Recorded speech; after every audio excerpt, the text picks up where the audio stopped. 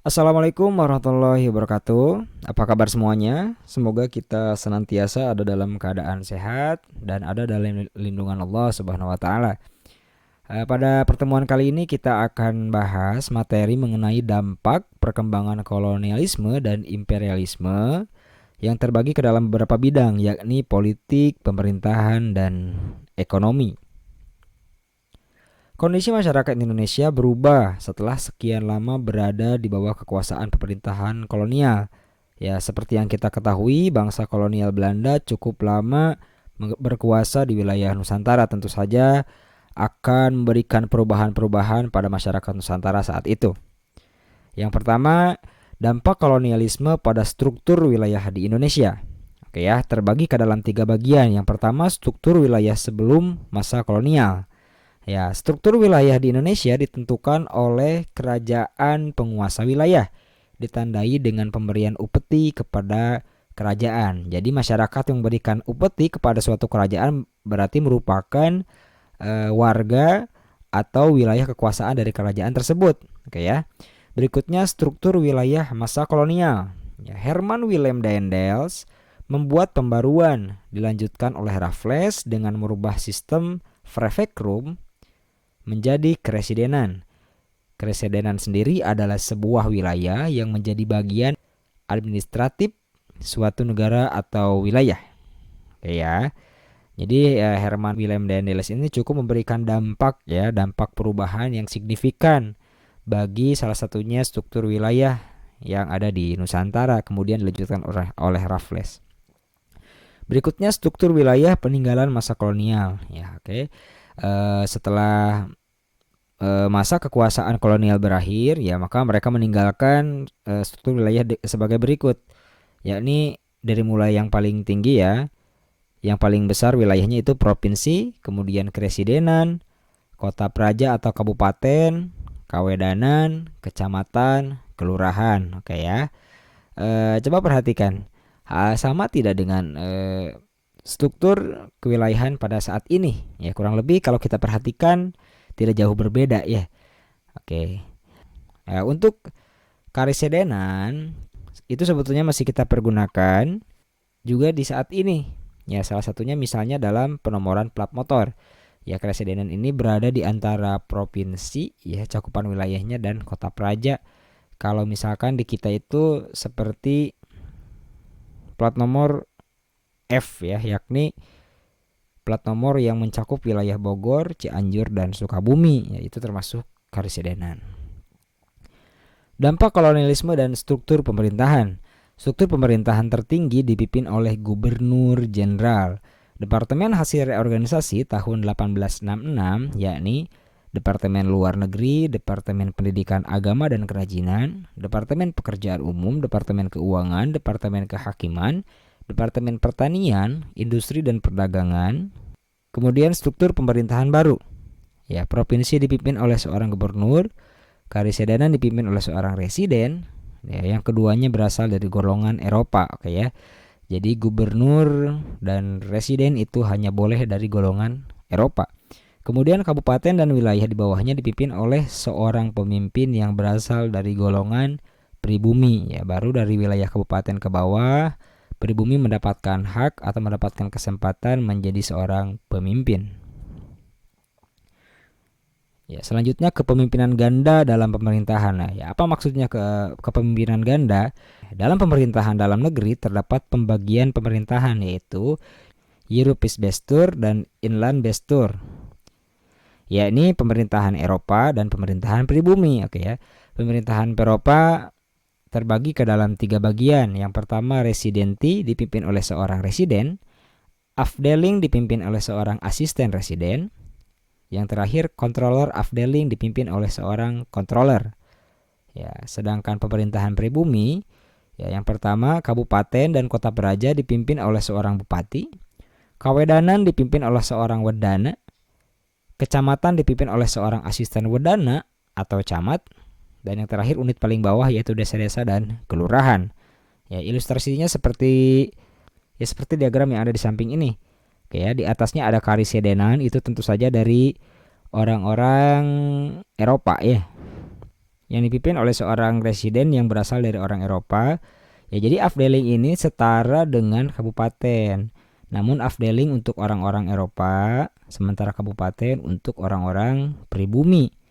Controller afdeling ini ternyata setara dengan kawedanan. Yes, controller afdeling untuk orang-orang Eropa, sementara kawedanan untuk pribumi. Yaitu jadi yang dimaksud dengan kepemimpinan ganda dalam pemerintahan. Dampak kolonialisme dalam sistem ekonomi. Ya, kita coba bahas atau kita coba bagi ke dalam dua bagian, yakni sistem ekonomi sebelum masa kolonial dan sistem ekonomi masa kolonial. Ya, sebetulnya pada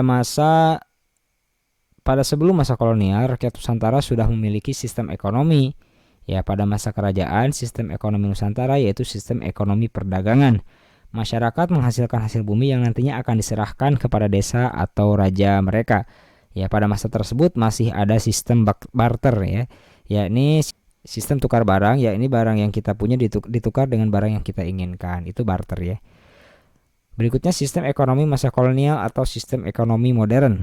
Ya, sistem ekonomi ini berpatokan pada sistem ekonomi dunia. Tujuan utamanya untuk mengumpulkan uang dan mengumpulkan kekayaan. Masih dalam sistem ekonomi, yakni bagian dari sistem ekonomi, yakni sistem pertanahan. Perubahan sudah terjadi pada masa Daendels. Dari sistem tradisional, tanah yang tadinya milik raja berubah menjadi milik pemerintah kolonial. Karena pada masa kolonial mencari kekayaan adalah hal yang paling utama karena harus membiayai biaya pemerintahan. Pada saat itu petani dipaksa untuk menjual hasil pertaniannya ke pemerintah dengan harga yang sudah ditentukan. Selain itu adanya sistem penyewaan tanah membuat pemerintah menarik pajak pemerintah. Sistem ini membuat kas pemerintah kolonial Belanda menjadi terisi. Oke ya. Jadi bisa diperhatikan di sini betapa bangsa kolonial ya berusaha untuk memanfaatkan sumber daya yang ada dari para petani, dari masyarakat Nusantara. Berikutnya mulai mengenal uang. Pada masa itu masyarakat melakukan perdagangan dengan sistem barter yang tadi Bapak jelaskan. Dengan datangnya bangsa Eropa yang membawa sistem uang membuat masyarakat mulai melakukan transaksi dengan uang yang tadinya barter kemudian bertransaksi dengan uang, yang juga lambat laun membuat kegiatan ekonomi di desa-desa Jawa dan daerah-daerah lain di Hindia yang sudah terkenal dengan sistem ekonomi swadaya mulai berubah menjadi sistem ekonomi komersial. Oke ya. Sistem perbankan. Sejak tahun 1828 era perbankan modern masuk ke Hindia Belanda. Pada masa itu The Javase Bank didirikan di Batavia pada tanggal 24 Januari 1828. Kemudian menyusul berdiri bank-bank lainnya seperti Nederland Handelsmaatschappij, The National Handelsbank, dan Eskomto Bank.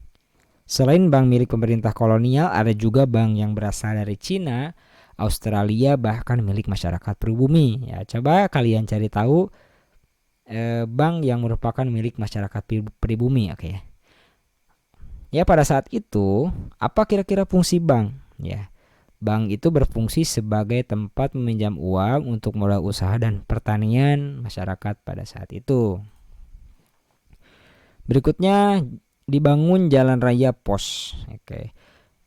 Growth Postweg atau jalan raya pos adalah dampak ekonomi dari pemerintah Hindia Belanda. Jalan raya pos yaitu mencakup jalan Anyer sampai Panarukan. Jalan yang dibangun itu menembus sebagian hutan dan gunung untuk menghindari rawa-rawa antara Jakarta dan Cirebon. Selain karena efek politik dengan Inggris, jalan tersebut juga dibuat agar memudahkan pengiriman barang-barang di masa kolonial Belanda. Oke ya. Perhatikan gambar peta yang ada pada layar. Ya, kalau kita perhatikan jalan raya pos ini membentang dari barat Pulau Jawa, dari ujung barat Pulau Jawa sampai ujung timur Pulau Jawa. Ya. Kenapa dinamakan jalan pos? Ya, karena tadi salah satunya untuk memudahkan bangsa kolonial Belanda dalam mengamankan wilayah kekuasaannya. Ya. Maka di setiap jalan ini dibangun beberapa pos untuk memantau situasi keamanan di wilayah kekuasaan kolonial Belanda. Dari siapa? dari serangan Inggris ya. Kemudian selain daripada itu, ternyata jalan ini juga memudahkan pengiriman barang-barang di masa kolonial Belanda. Berikutnya dampak kolonialisme pada struktur hukum. Ya, kita bagi lagi ke dalam dua bagian, yakni sistem peradilan sebelum masa kolonial dan struktur hukum pada masa kolonial. Sistem peradilan sebelum masa kolonial, ya. Peradilan dilaksanakan di kerajaan dan raja adalah orang yang memimpin peradilan tersebut. Jadi raja selain melaksanakan roda pemerintahan juga dia berfungsi sebagai hakim. Oke, misalnya di kerajaan Aceh, Sultan Iskandar Muda menghukum anaknya sendiri karena melanggar hukum. Oke ya, itu sistem peradilan sebelum masa kolonial. Jadi raja yang berfungsi juga sebagai hakim. Berikutnya struktur hukum masa kolonial. Ya. Mengklasifikasikan masyarakat ke dalam 3 golongan. Oke, yang pertama masyarakat Eropa, yang kedua masyarakat timur asing, yang ketiga masyarakat pribumi. Hal ini berakibat pada perbedaan hukum yang berlaku pada masing-masing golongan tersebut ya. Hukum masyarakat Eropa itu akan berbeda dengan masyarakat pribumi. Nah, coba dari perbedaan ini apa pendapat kamu tentang sistem hukum atau struktur hukum yang diterapkan pada masa kolonial? Apakah cukup adil atau tidak? Oke ya, silahkan ungkapkan pendapat kamu sendiri. Ya, demikian yang dapat kita bahas pada pertemuan kali ini. Untuk tugas, silahkan kamu buat sebuah resume ya. Kamu ketik secara manual di kolom tugas Google Classroom ya. Gunakan bahasa sendiri, bahasa yang memang kamu mengerti ya.